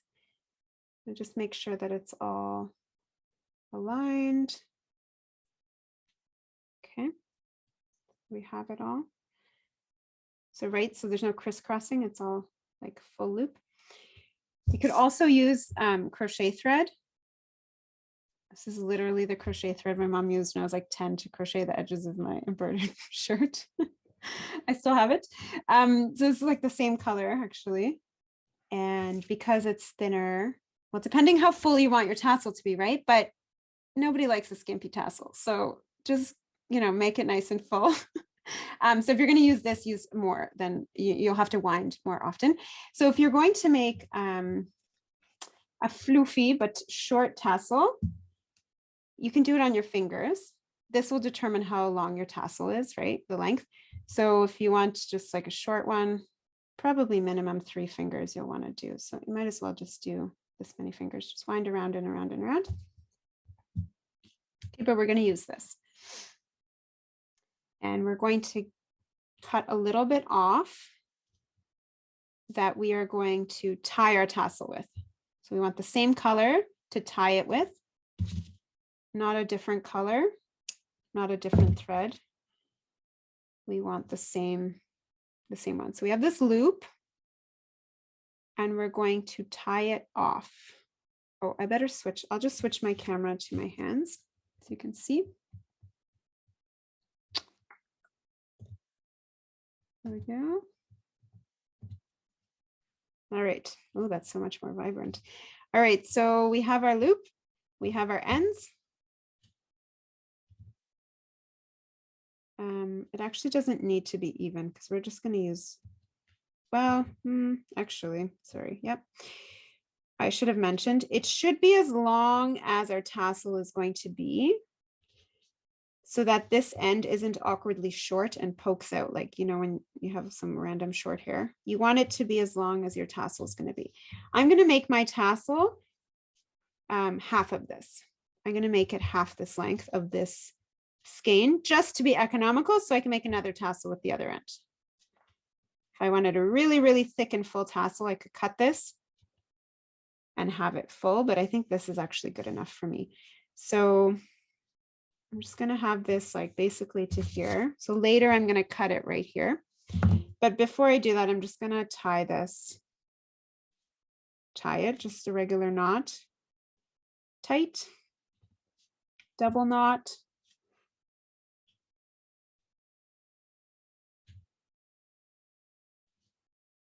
Trying to show you with the camera, but you all just know it's just a regular knot. Anastasia, if you have anything to contribute. I was just saying, I'm so happy that you waxed your thread because when I did the workshop with the beads with children, I didn't use needles. I did the traditional way and actually made them use wax thread. So I'm like, oh, yeah, nice. Beeswax thread. Totally. Yeah. Yeah. And it's fun. I mean, beeswax is such a wonderful, all children should work with beeswax. It's very therapeutic. So here we have the ends cut. So then I'm going to use this later. But I'm going to take one piece out of it, set it down. So I just set this on top. Now, wherever I tie this is where that little bobble of the tassel head is going to end, right? So you decide, but generally kind of higher up is going to be nicer for it to really look full instead of like lower down. So we just want a little pretty little head. And we're just going to tie a regular knot, double knot twice. I'm going to tie it once. I'm going to actually push it up a little bit. Once, and again, very tight. That'll make it look more full. Twice.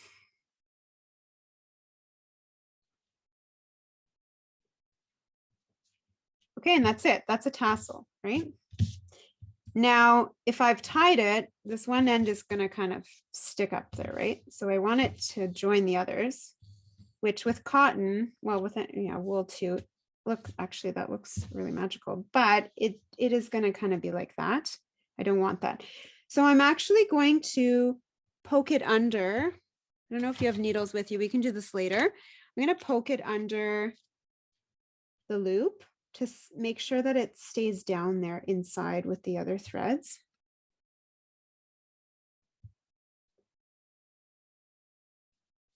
You could also use a very fine crochet needle to hook it up through, but the needle works. And so I'm pulling that under that spot that was the tied, right? So now you could do that even with both of them, but now they should both stay. We're just going to trim the ends so that they are nice and neat. The seam is actually kind of a little long, so I might make it shorter. It's even still long. So you just do whatever your preference is. Tassels, the best. It's just the best. So now you can make tassels for everything. But what I was going to suggest is that you add a tassel here. All right. So that's my suggestion. Yeah, you could make it fuller. You could add both. You could add more threads, or you could cut this shorter. Just kind of floof it and then just tie it on regular, and you will have, or like put a bead also, that's a nice spacer, or just tie it right on there. You will have this end, right? So you're going to have to hide this end, and you're going to have to tuck it into inside to that straw. You might need to use a needle for that. Well, no, actually that won't work with a needle. So what you do need to do is what we did is we need to wax the end.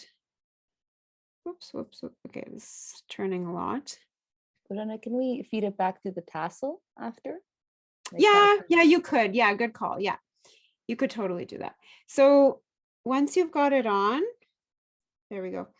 Yeah, you could just do what we just did. So thread this onto a needle and just thread it right through the middle so it's hidden. Or if you wanted to, you would cut this shorter, maybe wax it a little bit and just stick it, poke it into that one of the straws if you want to hide it. You could also use a needle to sort of just poke it in there with one of the ends. And you just want to hide it, right? You obviously don't want that just like that. And that's going to look good.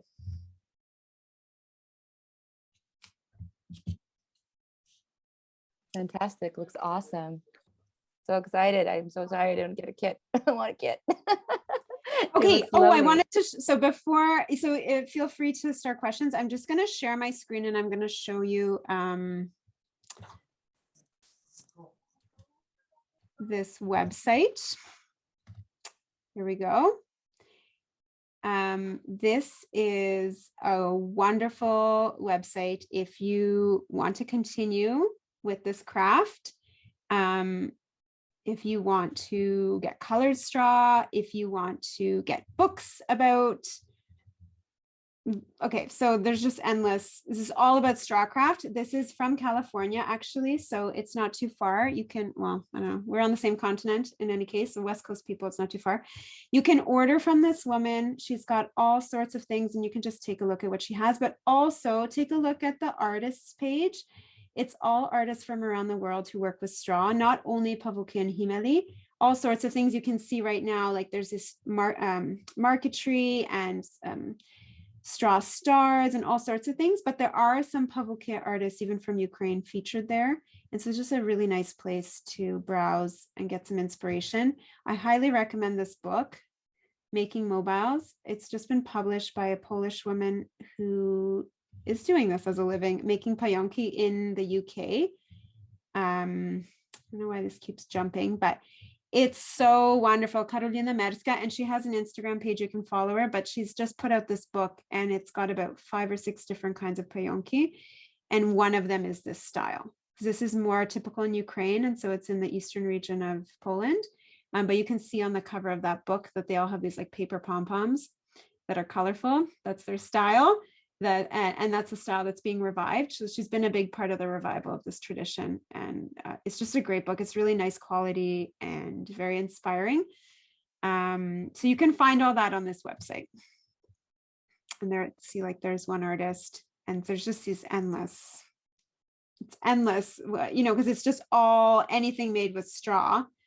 And these kinds of things, this marquetry, this applique, this is where you would slice the straw and iron it and glue it and do this applique. So that's kind of a whole different world, but it might just be nice for you to see. You can geek out on that too. Maybe St. Vlad's will offer a workshop on that one day. We did years ago do a workshop at St. Vlad's with pisanke, in which straw, it's basically this method of straw applique, marquetry on eggs. Some of you might have seen that before, where you slice with an X-Acto knife little geometric shapes of straw and you glue them on the surface of the egg and varnish. So that's kind of a tradition we have in Ukraine as well.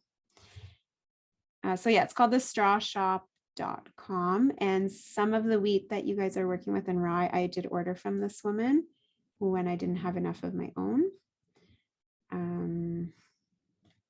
Yeah, so support her if you can. She's really doing a great job. Ooh, wonderful. Yeah, it's working. And they're nice and big. Great. Okay. Angela, did you get one together? Yes, you did it. Good. Is that Olivia there in the back? Hi. Okay, wonderful. Yeah, Olivia's helping us catch up. She's already got like 2 done. Lift it up Cool. so she can see. Baby Pavuk. Oh, And a big one. mama and a baby. Yeah, so does anybody have any questions? Sorry, I'm in the dark only because my lights went out. So I'm just like, Oh no. just connected. Sorry. So are there any questions? Sorry, I feel very, very dramatic with my lights out. You're still on the Um, internet. I've hooked up to my phone, so I'm hotspotting right now. Oh, But oh my gosh. Okay. yeah. So are there any questions that would like be posed at this time? We have 5 minutes to kind of poke Bojana's brain to find out if what other treasures are inside. So anybody have any questions to ask about the workshop or about pavuky in general? No, we're good. I have a question actually, I think Bojana. I don't people know are if you can answer. concentrating. Yeah, I have a question about straw art in Ukraine Yeah. in general. And looking at there's a lady that's about 90 years old. Thank you. I see, sweetheart. There was a lady that was out west that was about 90 years old that, hello, sweetheart. 90 years old that was doing applique straw, like you were saying, ironed and flattened, and gluing it onto pesanke and making pesanke. Is that traditional or is that an art form that she just decided to take up? I guess it's whatever you call traditional. I mean, it's I don't know that it's that old. Like, were you talking about the lady who was in Toronto? I saw her online. I don't know exactly where she's from. It seems Western Canada. Sorry, I have a light show going on. Okay. So I'm not sure Yeah, whether I mean, she's lots of people do that now. So I don't know. I don't know too much about it. The woman who was who we had the workshop with in Toronto died actually a year after that. So she's quite elderly. So I don't know if anyone's doing it in Toronto now, but I don't know. Actually, I would just say I don't know. But I know that like especially in Poland, but I guess in Ukraine as well, there's also that specific technique used for like lots of other images, not just on pisanka. The same thing is done with like just making pictures or some kind of. I have seen also recently, I believe it's in Lithuania, maybe it's Belarus. Actually, maybe it's Belarus. Somebody who's doing basically the exact same thing. So what you see on pisanka are these little like straw diamonds, or yeah, basically I think mostly diamonds and triangles arranged in different patterns. And I saw that done on all sorts of little Christmas ornaments as well. I think somebody in Belarus was doing that. It seems quite like a particular Belarusian style. I think it's quite common there. So maybe in different places it's more traditional and it's been kind of spread because it's popular or people have noticed it. Only because she was fairly, advanced in age, and that she was doing it as pesanka, the way that she would present her pesanka was like that. And I thought, Yeah. oh, is that something that's we're just not aware of? That is a traditional art that we're just maybe not as aware of. Or maybe not so much in Ukrainian, but maybe other regions, Maybe. Other countries in the region. Yeah. Дякую. Yeah, Pani Suzańska, exactly. Mm-hmm. This is the one I made at that workshop with her. Oh my gosh, you have it handy. Yeah. Yeah, it's on my shelf right now. Yeah. Oh, She was beautiful. so lovely. I mean, it took some time, right? And that was the first time I'd ever done that, but Well, that's pretty amazing. Holy moly. Yeah, they get pretty intricate. Skilled guidance Like- is everything. Yeah. And good tools, right? So a good X-Acto knife, I'm sure. And then you have to iron or flatten. You have to prepare. It's all about just like this. We had to soak and cut and measure. And so it's all in the preparation. And then once you have those pieces, it's just that painstaking like assembly, right? Yeah. There is a video. So for the Capital Ukrainian Festival, which is the Ottawa Ukrainian Festival, we've been doing all the workshops as simply YouTube videos that are accessible now at any time and are just on the website and on YouTube. And so this year we've put up a couple. I'll have this video about this particular Pavuk style coming on in a couple weeks, but we did film Miroslava Boykyov, who's in Toronto, but from, I always screwed up, Kosiv region. I always mix up Kosiv and Kolomea. And she's demonstrating her particular, I guess, art form, which is the icons made with that straw marquetry, the applique. Kolomea? Okay. I always mix up where she's from. She's not actually from exactly there, but I think around somewhere the region. Miroslava. So yeah, so you can watch that video on YouTube through the Capital Ukrainian Festival channel if you're interested in seeing how she does it. And she talks a lot about the selection and kind of the material itself and how to work with rye. She simmers it and then sorts it by color as well. It's kind of fun to sift through all this straw when you have the different minute like gradations of color, all the different shades, and arrange them by the slightest, difference in shade, and then work with them even on that level, just arranging them by color.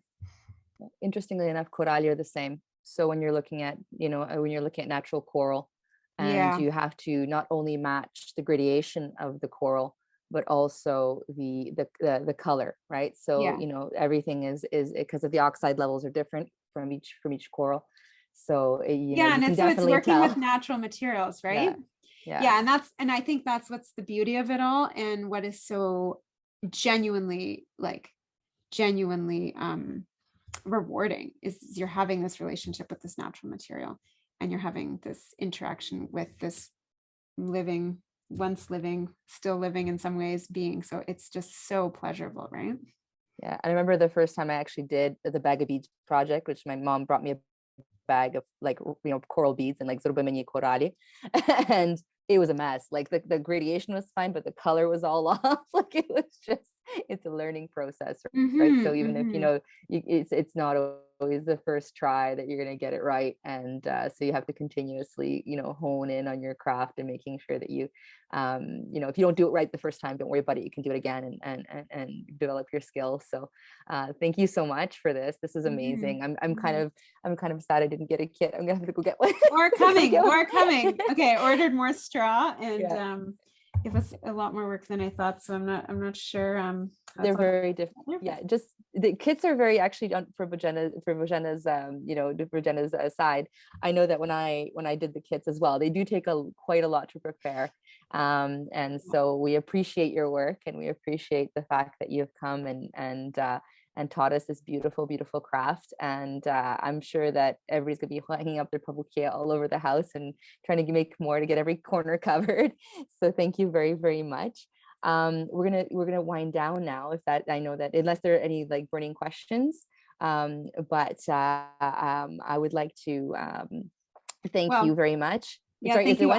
I'm just going to say thank you. Oh, okay. And thank you to everyone for coming. And it's been really nice to see all of you, and to even just know that you're doing this. It's very rewarding. And thank you so much, Anastasia, for your wonderful hosting and emceeing, even as your power went out. Yes, the show must go on. There's no stopping. There's no stopping culture. There's no stopping culture. So we're going to we're still here and we're still going. Yeah, дякую. Bas pytań. And if you are interested, if anybody in the workshop is interested on posting your pavuky on social media, you can send a photo to the to cultural.svi@gmail.com, and we'll see if we can get it up on our social media platforms to show all your beautiful work that you've been working on so hard with Bożena tonight. And I'd like to thank also Tamara Ivanochko, because she is behind the scenes. She is the one that's changing all the slides and making sure the music works and making sure everybody's led into the workshops. So thank you very much, Tamara. This event has been recorded, so it will be going on to the SBI YouTube channel. So if you know anybody that was interested in the workshop and didn't get a chance to make it, you will have an opportunity to view it on our YouTube channel. And we have made programming accessible far and wide and free to the public, because we want program to be accessible. And we acknowledge the generous support of the Shevchenko Foundation, the Timerte Foundation Community Development Fund, the SUS Foundation of Canada, the St. Volodymyr Foundation, and Delta Bingo and Gaming for allowing this to happen, to be accessible. We also want to thank Korinia, who allowed us to use their music, the song Vysnyanke, appropriately enough, for this evening. And tonight we have dedicated this event to those who have been affected by the war in Ukraine. And if you can make a donation to help Ukraine right now, we have links up on the screen. I hope that they're up on the screen. They're up on the screen. Yes, they are up on the screen. Our in-house foundation, Canada Ukraine Foundation, has partnered with the Ukrainian Canadian Congress in establishing the Ukraine Humanitarian Appeal. Donations can also be made to many other credible organizations like the Friends of Ukraine Defense Forces Fund, Help Us Help, and Red Cross Ukraine Crisis Appeal. For more information, you can go online and see helpsaveukraine.com, and each dollar does count. Ukraine definitely needs your support. And we know that we all love the traditions and the culture, and we know we can't let any of that disappear, and every dollar is going to save somebody and the land that they are on. We would love you to stay connected with us through Facebook, Instagram, web pages, participate in our events virtually. We want to welcome everyone back in-house very soon. As soon as it's available to do so, we are going to try to make sure that it's all back in live. And we have some things coming up actually that are live, that if you want to come and see, the Ukrainian Museum of Canada, Ontario branch, which is in-house at the St. Vladimir's Institute, has just launched its exhibit, Legends and Legacies of Borschtchev, and please make a point to see it. It'll blow your mind away. These sorochki are just gobsmackingly beautiful. So if you have a chance, please come down. From Sunday, March 13th to April 3rd, the Ukrainian Association of Visual Artists of Canada and the Ukrainian Canadian Art Foundation presents Artists Stand with Ukraine at the Kumpf Gallery, which is out in Etobicoke. And it's a special exhibition. Original artworks are donated from Canadian artists. And if you purchase them, all proceeds will be going to help the Ukrainian Armed Forces. On Saturday, April 9th, you can learn how to make pisanki, the pisanki that maybe will be floating inside your pavuchok, with natural dyes in collaboration with Folk Camp. So more about natural I'm going to be materials. teaching that. Maybe I could just say something. Yeah, go ahead, Bożena. I would love if you guys joined. I did this last year, and it went wonderfully, but we're going to be talking about natural dyes this year, and that's something I'm very, very excited to share with you. And some of the ones you've seen actually in the photos with the pavuky are made with natural dyes. But I will really need to know, you all need to order kits most likely, and really need to know who's signing up as soon as possible. So yeah, just spread the word and sign up early. I think it'll be limited again, because it's just so much work to get that all together, but I'm really excited. And I just wanted to add a little bit. So you can look on folkshop.ca for kits for pisanki and hopefully pavuky kits in the coming future. So follow that if you don't already, or bookmark that website. That's our website that Oksana and I kind of organized. And then of course, if you follow me on social media, on Instagram, I guess, which I'm not always on, but I do post everything there at This Folk Life. If you're interested in any of this stuff, that's probably the best place to find all that. Amazing. Okay. Дякую. Yeah. no, it's great. No, because the natural dyes, right? Natural materials. They're very exciting to work with, truly. So that's an amazing process. Usually we get, synthetic dyes to use the old dyes, and to learn how to make them is an important part of the tradition as well. So we're excited to have that happen on April 9th. And on Sunday, May 15th, Olga Zaitseва-Herz returns back to SVI with Ukrainian folk songs in the Carpathians and on the Canadian prairies. Sorry, I'm being shush. Got my little ones in bed. And Olga Zaitseva-Herz is a special guest for us because she actually based her thesis on a book she found in the SVI library. So she's a very special guest for us as well. And thank you everyone for coming once again. Thank you, Bojana, once again. And we hope to see you at our events soon. And it was lovely seeing everybody on the screen today. And we hope that you enjoy the pavuky and that we get a chance to meet extremely soon. So have a great evening, everyone. Love them. They're beautiful.